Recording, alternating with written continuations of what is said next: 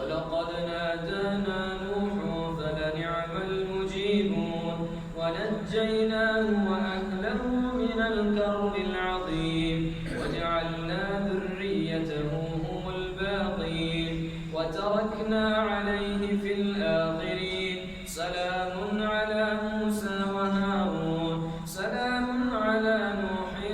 في العالمين إنا كذلك نجزي المحسنين إنه من عبادنا المؤمنين ثم أغرقنا الآخرين وإن من شيعته لإبراهيم إذ جاء ربه بقلب سليم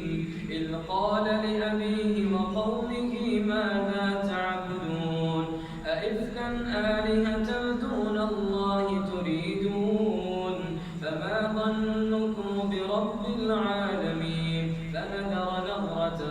في النجوم فتولوا عنه مدبرين فراغ إلى آلهتهم فقال ألا تأكلون ما لكم لا تنطقون فراغ عليهم ضربا باليمين فأقبلوا إليه يزفون قال أتعبدون ما تنحتون والله خلقكم وما تعملون قالوا ابنوا له بنيانا فألقوه في الجحيم وأرادوا به كيدا فجعلناهم الأسفلين وقال إني ذاهب إلى ربي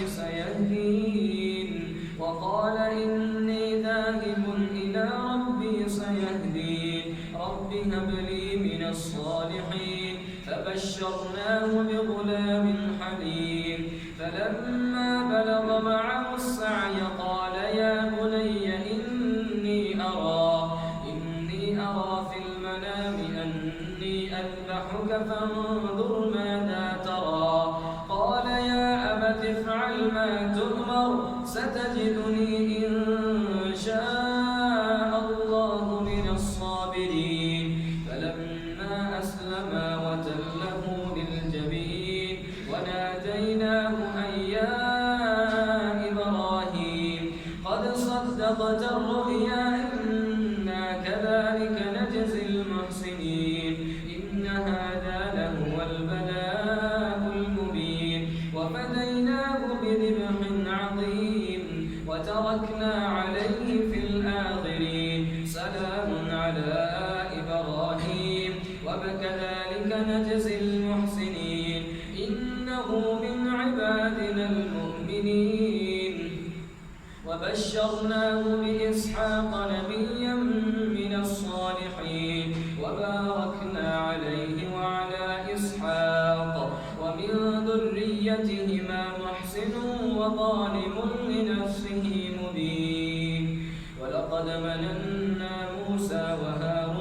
ولقد مننا على موسى وهارون ونجيناهما وقومهما من الكرب العظيم ونصرناهم فكانوا هم الغالبين وآتيناهما الكتاب المستبين وهديناهما الصراط المستقيم